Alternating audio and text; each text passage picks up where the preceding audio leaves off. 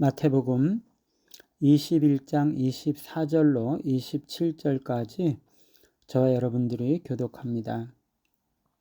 24절입니다. 예수께서 대답하시되 나도 한 말을 너희에게 물으리니 너희가 대답하면 나도 무슨 권위로 이런 일을 하는지 이르리라. 요한의 세례가 어디로부터 왔느냐?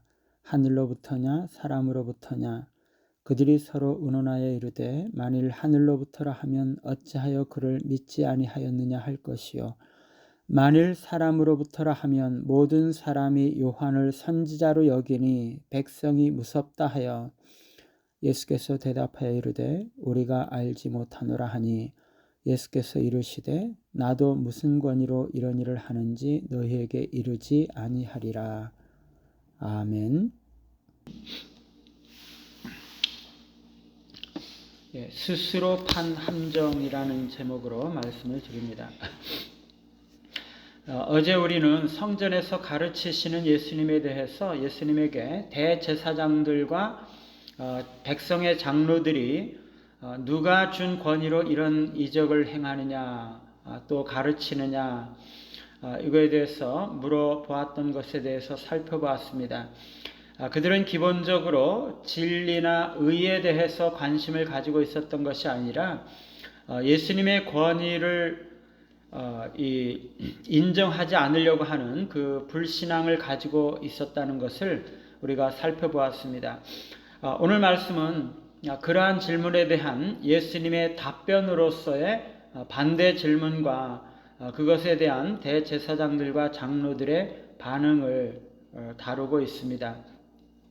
대제사장들은 종교적인 법정을 담당하는 재판관들이죠. 백성의 장로들은 세속적인 일들을 재판하는 그런 심판자들입니다. 이러한 두 부류의 유대인 지도자들은 서로 연합하여서 종교적인 관점과 세속적인 관점 모두에서 예수님을 함정에 빠뜨리도록 질문을 하고 있는 것이죠. 내가 무슨 권위로 이런 일을 하느냐? 누가 이 권위를 주었느냐? 그들은 진리에 대한 어떤 깨달음이나 진정한 이해에 관심을 가지고 있는 것이 아니라 예수님을 모독하고 신성 모독적인 말이나 혹은 반역적인 그 발언을 하게 함으로써 사람들로 하여금 예수님을 불신하게 하거나 심지어 예수님을 체포할 근거를 마련하기 위한 것이었죠. 그들은 자신들이 예수님을 문책할 수 있는 권한을 가지고 있는 것처럼 생각하고 있는 것이죠. 그들은 자신들의 권위를 주장을 하면서 사실상 우리가 너에게 이런 권위를 준 것이 아닌데 어찌하여 이런 일을 하느냐라고 말하고 있는 것입니다. 예수님은 그것에 대해서 직접적으로 대답하지 않으시고 세례 요한의 권위와 세례 문제에 대해서 오히려 질문을 하십니다. 이것은 너무나 지혜로운 방법이었죠. 이것은 예수님께서 그들의 질문을 회피하기 위한 것이 아니라 그들의 대답, 곧 예수님의 질문에 대한 그들의 대답이 그들이 예수님께 질문한 것에 대한 대답이 되게 하시는 그런 방식이었던 것이죠. 다시 말하면 세례 요한의 권위의 문제가 해결이 된다면 예수님의 권위의 문제도 자동적으로 해결이 되는 것이기 때문입니다. 예수님은 세례 요한의 세례가 어디서부터 왔느냐, 세례 요한의 그 세례와 그것을 그 말씀 선포와 그의 사역이 하늘로부터냐 사람으로부터냐라고 묻습니다. 세례 요한이 하나님께서 보내신 선지자라는 것을 너희들이 믿느냐, 아니면 그의 설교와 사역이 단지 인간 세례 요한 자신의 머리에서부터 궁리한 것이라고 생각을 하느냐, 그런 말이죠. 여기에 딜레마가 있는 것입니다. 만일 그들이 세례 요한이 하늘로부터 왔다, 곧 하나님께서 보내신 자이시고 하나님께로부터 권위를 위임받은 것이고 따라서 그의 사역은 신적인 것이다, 이렇게 대답한다면 그러면 왜 그를 믿지 않았느냐? 이렇게 비판을 받게 될 것입니다. 왜냐하면 세례 요한이 하나님께로부터 온 자라면 선지자이고 그의 말을 믿어야 하기 때문이죠. 그러면 세례 요한은 이 예수님에 대해서 증언을 했잖아요. 하나님의 아들이시고 세상 죄를 지고 가는 어린 양이다. 하나님의 어린 양이다. 이렇게 증언을 했기 때문에 세례 요한을 믿는다는 것은 곧 예수님을 믿어야 하는, 예수님에 대한 세례 요한의 증언을 받아들여야 하는 것을 의미하는 거죠. 그런데 만일 세례 요한이 사람으로부터다 라고 말한다면 군중들을 화나게 할 수 있는 위험이 있는 거죠. 왜냐하면 군중들 중에 많은 사람들은 예수님을 참된 선지자로 믿고 있었기 때문입니다. 그래서 지도자들은 이렇게 대답할 수도 없었던 거죠. 지도자들은요, 너무나 위선적이었어요. 그들은 진리나 의에 대한 관심보다 자신의 양심을 버리고 자신의 체면과 안전에 더 많은 관심을 가지고 있었던 거죠. 수많은 사람들이 세례 요한을 선지자로 인정하고 있었음에도 불구하고 그들은 요한을 믿지 않았습니다.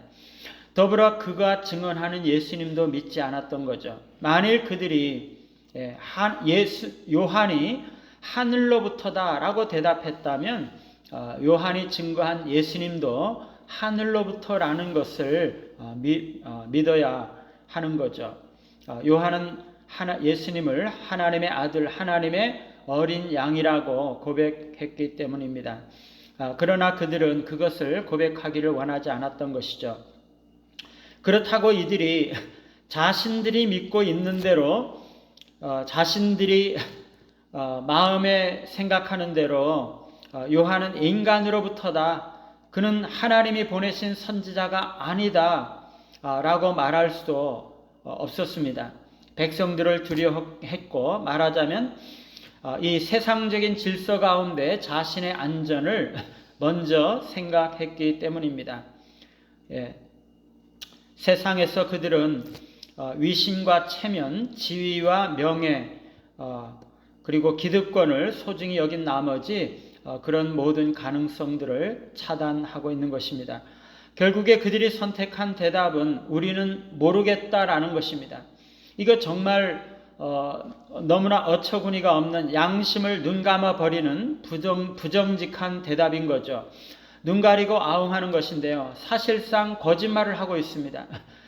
사실상 세례 요한의 세례가 하나님에게서부터 난 것임을 그들은 알고 있었습니다.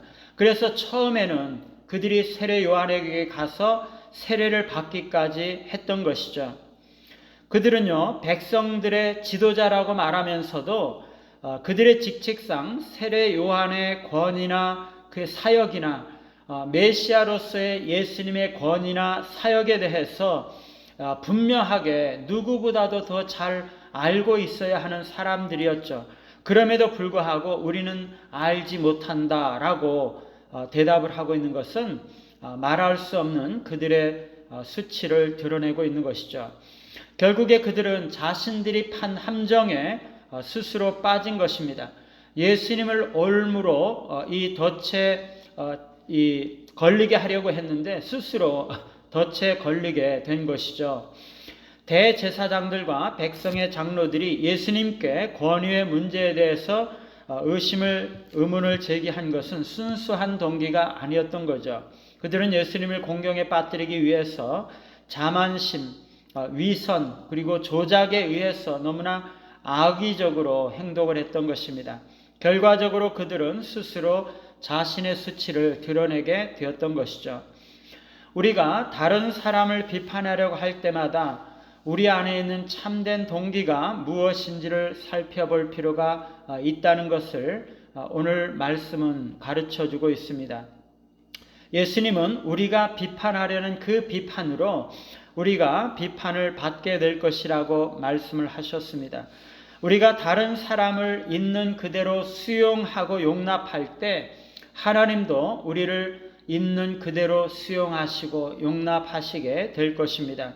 공동체 안에 있는 모든 사람들이 하나님께서 나를 위해서 보내신 자라는 것을 믿으시고 받으시고 그들을 존중하며 사랑하며 축복함으로 섬기심으로써 하나님의 은혜와 축복을 받아 누리는 우리 모든 자들이 다 되시기를 간절히 바랍니다. 274장입니다.